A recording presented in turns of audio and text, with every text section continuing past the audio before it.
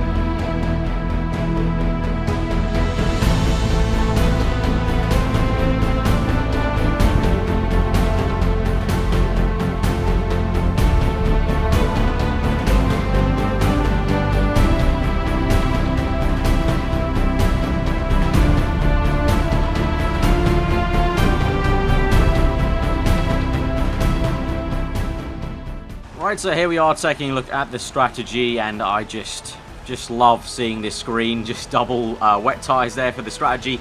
You can see though on the symbols that it should get a little bit lighter, so hopefully we'll be putting on the intermediates at least. A tyre which, if you look back at last race at the Malaysian Grand Prix, we were very, very good on at the beginning of the race. You know, bolted off from the start, and at the end we're pretty decent as well on the intermediate. So hopefully we'll be getting onto that tyre as soon as possible, and the rain can stop coming down as heavily as it is right now at the beginning of this race. But yeah, as I mentioned before, a little bit frustrated. Again, another wet race, and I tweeted out about it yesterday, you know, kind of venting my frustrations on Twitter. And a few of you guys were like, oh, well, I haven't really got many wet races, so I don't think it's an issue. Well, that's fine and dandy for you guys, but I don't know what it is with my career mode, but I just seem to have a really big percentage chance of getting rain in the race, and you know, once in a while, you know, 1 or 2 wet races in between season of dry races, it's really good. It spices things up. You know, you can get a better result perhaps, or it just makes things very, very interesting if AI have problems and, you know, you crash or something like that. But to get so many wet races in the span of like a few short races, it just gets a bit frustrating and tedious after a while. But here we are again with another one, but you know, we just have to face it and get on with it and get on with the job and try and do the best we can in these conditions. So we go on to 5 red lights at the Japanese Grand Prix from 6th place on the grid. What can we do today? The 5 red lights go out and we're underway, and we haven't got a great start there actually. Bottas immediately jumps us there, so probably one of the worst starts we've got this season, and a stark difference to the one we got in Malaysia. We go down to turn 1, side by side with Magnussen in the red. Oh, there's been contact there by the Ferrari and Red Bull, so I think that's Vettel there pushing, I think that was Ricciardo off the circuit, so there's been 2 cars off there. We've gained there, we're up into P5, virtual safety car has been called out, so Sebastian Vettel there taking Ricciardo wide, and that was a little bit reminiscent of like a Senna Prost thing almost. You know, Vettel taking Ricciardo cleanly off the circuit into the gravel trap there, and we've gained from that because we're up into P4. We just about got ahead of Bottas there before the virtual safety car came out, and now we've moved on through Spoon. You can see the virtual safety car ended, and now we're right up Raikkonen's chuff at the moment through the exit of Spoon. Still going very gingerly, a lot of oversteer, so Bottas might actually have quite a good run as we go down to 130R, and he's going to have obviously a good run. The Williams car very slippery in a straight line. Here he comes. He maybe sizes up with the move, doesn't think about it, and up ahead Verstappen goes wide, narrowly missing his rear left tyre. I couldn't get the words out there.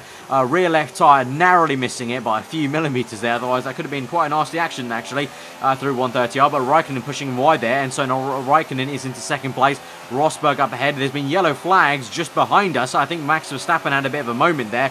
through the final corner, but it's Nico Rosberg leading the way from Raikkonen to myself to Bottas, and I think Verstappen, but he potentially caused that yellow flag we saw there. But through turn 1, catching up to Raikkonen a little bit, but now we just try and get on with the job and maybe see if we can try and stay with Kimi. We move later on into the Grand Prix, lap 5 now. A few laps later, we haven't been able to keep up with Kimi now. Bottas has streak past us down the inside on the right-hander, but into turn 1, he goes really deep off the circuit, cleanly off the circuit. We swoop around the switchback line and we get back into 3rd place. But you can see Raikkonen's bolted. We're just not able to keep up with him. So now it looks like the job is just to kind of hold station and try and maybe keep Bottas and the cars behind us behind. And it looks like Raikkonen and Rosberg in a class of their own at the moment. Rosberg definitely in the class of his own, really going for it. But it looks like Raikkonen's also catching up to him, because you can see the mini-map, he's getting closer and closer there. But through up the hill, just gingerly coming through still. A bit of opposite lock through there. Still just trying to keep it on the black stuff. So we come through to the end of that lap 6, through the last chicane. You can see understeering over the curb. Very, very easy on the power. But as we come through the final corner, you can see Nico Rosberg is into the pits at the moment, so he's making a very early pit stop for what I think is probably going to be for damage. So here's live scenes with Nico Rosberg, and yeah, it looks like you can see he's being held there. So that's a front wing change. You can see the mechanics working away on it, adjusting the front wing. So Rosberg has lost a bit of his end plate, I think, maybe battling Raikkonen, so he cut back to our POV live and through the S section. So we're up into 2nd place at the moment. Raikkonen leading the way at the Japanese Grand Prix. So Rosberg having further issues, not an engine failure this time like he had at Malaysia, but a front wing off. So maybe potentially that happened while he was fighting Raikkonen, defending from Raikkonen. You can see at the moment, I ask my engineer for the weather. He says it's going to be staying for us with a while now, but hopefully it will be drying out, at least for the intermediate tyres. But the rain will be staying for indefinitely, even if it is light rain. So we move on to lap 8 now. You can see Lewis Hamilton has now overtaken the Williams cars, and he's right up our chuff now, closing in. You can see in the mirrors there, right up there, proximity arrow. He doesn't make a move into 130R. Probably clever of him, because it would have been very, very tough in these conditions at the moment. Down to the chicane, taking it very, very easily. And I think it's about time to come in. You can see there on the subtitles, my engineer saying it's close, but he thinks it's probably time to come in for the intermediate tyre. So we do come in along with Lewis Hamilton and the cars behind us, just about stopping it there, smashing the board there, the foam board, as we came in. So very, very close to running over the speed limiter, but thankfully we did not. And so we're in for the green tyres at the moment. And the hope is now we can perform a lot better. But as we come through, you can see we get held up here by Hamilton, by the Williams of Bottas. And so we lost 2 places in that pit stop. So very, very annoying to lose 2 places just like that, just on the pit stop. But maybe that was also me not making the best entry into the pit lane. You can see 2 cars going through there. I think that's the Manor car and the Haas car. I think they're staying out on wet tyres. We come through turn 1. Bottas gets held up straight away, so we go swooping around the outside of him. And you can see the Manor, yes, on wet tyres. And we get a bit of oversteer there. Narrowly just don't make contact with him, but we get through into 7th place. And immediately starting to catch up to, not a Haas car, I should say. It was the Force India, sorry. And we catch up to Hulkenberg now through the right hand of the S section. You can see Hamilton getting away from us a little bit, but we come up to Hulkenberg, lining up a move here. Maybe a little bit of a switchback line on the left-hand side. Yeah, we do. We get the traction. And you can see the intermediates versus the wet tyres, definitely the right tyre to be on. So we got a move on there, made 3 moves in the span of a few corners there. So we weren't slouching around there in that S section straight off the bat and just sliding it through there on the end of the second Degner. And then at the end of the lap, we actually caught right up to Hamilton, because you can see there's a Sauber and the Haas car this time with Gutierrez, both on wet tyres, held up Hamilton an absolute treat there. So that's how we were able to catch up pretty much a second to Hamilton, because he got completely held up through Spoon and the back straight. And now we're looking good to maybe make a move down the inside of turn 1. We thought about it, kind of broke a little bit earlier, and that actually helped us, because we get a better run through the mid part of the corner, and we go round the outside of Hamilton. Close stuff there, didn't make any contact, very, very close though, and a very nice move up into 2nd place to regain that 2nd place we had before the pit stop phase. You can see Raikkonen though in the mini-map, nowhere to be seen.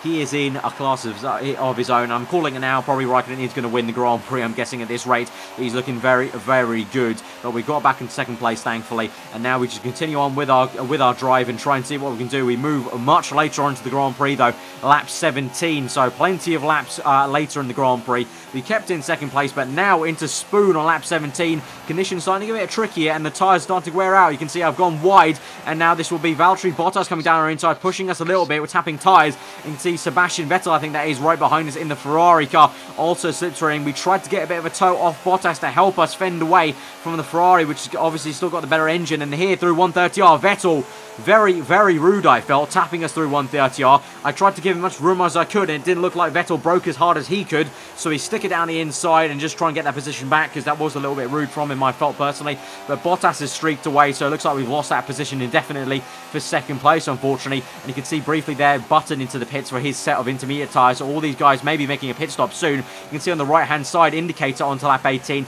the tyres, the front tyres especially, getting really worn. Surprising, the rear tyres actually keeping a lot better than the fronts, but I guess this is more of a kind of front limited circuit. You know, a lot of front grip is taken out of the tyre, especially in sector 1 with the S section. A lot of front grip needed through there, but we're catching up to Bottas. We set the purple sector, so we actually go faster, and this is a weird thing that I have mentioned before. I feel like I drive a lot faster in the intermediates and the wet period when I'm right behind a car, because I feel like I can follow their lines, use their brake points as an indicator as to where I should be braking. Whereas if I'm going blind and there's free air in front of me, I just kind of guess. Obviously, you just guesstimate where you're gonna kind of brake in from previous laps, and I just don't drive as fast. But you can see Bottas went to the pit, so we're back into second place. But the thing is, just like Malaysia, I'm thinking like we can just maybe go on further on to the Grand Prix and pit when it maybe potentially gets to the dry period. I asked my engineer Jeff about the weather. He doesn't really have any information for me right now, but into turn 1, it's looking a lot drier. It's a lot sunnier, I think. The clouds are starting to part as well, and so that's my thinking. We just go longer like we did in Malaysia, maybe onto the dry period. But we come through, and a safety car gets called out here, and so this makes things very, very interesting, because this is where we could make this potential strategy work off really, really well. I come through later on this lap, and you'll see on the right-hand side, my engineer asked me to change strategy, and you can clearly see, he asked me if I want to change onto the medium tyre. He asked me if I want to change. My current one was on the medium, because I set it, because I thought we could go onto the mediums, but he also asked me if I wanted to go onto the medium tyres. I say yes, because I think it's worth the shot, and obviously if he thinks it's worth the punt, I'm going to go for it, because if you remember back at the Belgium Grand Prix, when we won our first race, our engineer was the one that asked us if we wanted to go on to these medium tyres at the Belgium Grand Prix to do a one-stop there. I was still thinking of a two-stop back at Belgium, but I just went with what my engineer said, and it worked out for us. So I put my faith into Jeff a little bit. You can see it is very, very wet at the moment, but my thinking is as well that it might work out, because we've got a lot of laps left in this Grand Prix for the track to dry out. Under the safety car, of course, we move later on to the Grand Prix. It's been 2 entire laps now under the safety car. You can see the track does look a lot drier. There are no rain droplets coming down. We've got no droplets on our car. It's looking pretty good. But you can see the track obviously offline is still pretty damp, and the safety car is coming in. And at this point, I'm getting a little bit worried, just a tad, because we've got 4 laps left in this Grand Prix, and it's not looking great. The track is looking still quite damp. On the racing line, it's looking a little bit drier.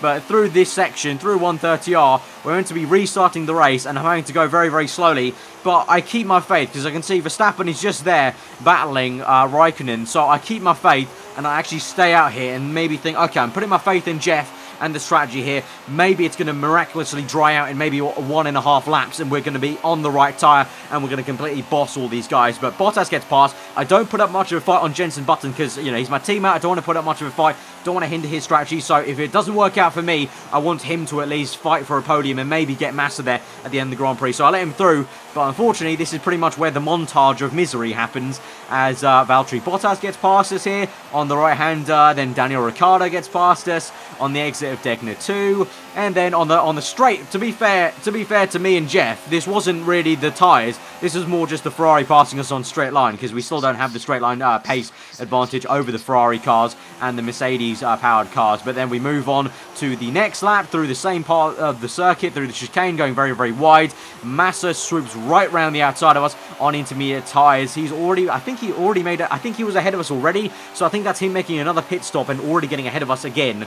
So that's Massa passed. Then Vettel comes back past us. Yeah, so all of these guys have made another intermediate tyre pit stop, and they're repassing us again. That's what's happened there. Just kind of letting it sink in how slow we are. But we're on lap 26, and at this point, a lot of you are probably screaming at me, smashing your keyboard, saying, "Arav, why didn't you pit, you stupid idiot?" At this point, I just thought, I've just given up with the race. It's not going to happen. I've lost too much time already. If I pit onto the intermediates, I would have come out in 17th already anyway, and I probably wouldn't have caught up with the pace of the McLaren. So I just gave up, and I thought, you know what, I'll just stay out, just for the banter, just for the hope that maybe there'll be one glorious lap of dry tyre. I can tell you now, it never came. So, yeah, yet again, just like Baku, I'm sat here kind of laughing at myself at what is quite a comical finish to the Grand Prix, and maybe a very different commentary that I usually do, and it's a lot like Baku, where I'm just sort of kind of taking my just taking a very raw look at the Grand Prix as I see it. Watching back, it just really is painful. Look at this, Hamilton just passes us, and then we've got a K-Mag in the yellow banana car. To be fair to him, hopefully I mentioned it earlier, but K-Mag got into Q3, so he's done well this weekend, but he just overtakes us, we lose the back end, and yeah, just a race to forget. I guess this sort of counteracts yet again the win we got at Malaysia, and maybe counteracts it, but you can see here, I asked for the weather report, Jeff doesn't have any info, and then I just get fed up with him, so I just frankly just got on the radio and told him to shut up, you could see there. So yeah, I think after this race, I'm really hoping and considering we can fire Jeff, because I put my faith into Jeff. Yes, I could have ignored him, and I have ignored him in the past to come through for the win at Malaysia. I did pretty much ignore what he was saying the entire race to come through to the win, but I genuinely felt good about what Jeff was telling me about going to the medium tyres, and I put my faith into him, and it didn't work out. It didn't work out. And Jenson Button, to add more misery to it all, got on the podium. Jenson Button got a podium, yet again showing to all of you guys that the McLaren does have the pace to get on the podium these days, regular podiums, and it's a fantastic podium to Jenson, so well done to him. I do congratulate him, but yeah, just a dismal Grand Prix, and I guess we have to just take it. I fully admit, though, it is also my fault. I'm not fully blaming Jeff. I do understand it's my fault. I think a lot of the time when I do these sort of commentaries and things like this happen in the race, I feel like a lot of the time you guys feel like I don't actually understand it. It is my fault as well. It is also my fault, but I just went with what Jeff told me, and I shouldn't have put my faith in him. But I guess I'm just a bit too trusting in that way for Jeff. But, yeah, I mean, it doesn't dent us too much in the drivers and the constructors. We still sort of, stay put. As I mentioned at Malaysia, the fact that we got that 1-3 gives us this cushion. So, I said at the end of Malaysia, if we do muck up, it gives us a cushion, and that's exactly what happened at Japan. It's one to forget. Hopefully we can put it behind us. You know, we've made the engine upgrade, so going on to USA, which I do enjoy as a circuit. Hopefully we can do a lot better there. But, yeah, it's probably one to forget. Again, like Baku, just a miserable one for us. But this time round, it wasn't really just our general pace. It was just me and Jeff mucking up on the strategy. Probably more me, because I definitely should have ignored Jeff and come in for intermediates. But at the time, honestly, completely honest, at the time when I lost 5 positions, I really thought it wasn't worth coming in for intermediates, because I would have been down in 17th, and I don't think I would have had the pace to catch back up into any sort of points, really. So yeah, you have those races. That's what a season's about. That's what a career mode's about. I didn't restart the race. I easily could have restarted the race, and then I would have known what the weather was going to be completely like, and I could have just kind of fooled all of you into thinking I had a perfect race. But I didn't want to do that. I wanted to keep it real, so I didn't restart the race or anything like that. And we just finished like that. You have those races, so hopefully you guys enjoyed it nonetheless. There was some nice racing action there, so hopefully you did enjoy it, and you can give it a like if you did enjoy it. Let me know what you thought in the comments below, and do around here and do subscribe for weekly Formula 1 content. I've been aarava. Have a good rest of the day, and I'll see you guys next time.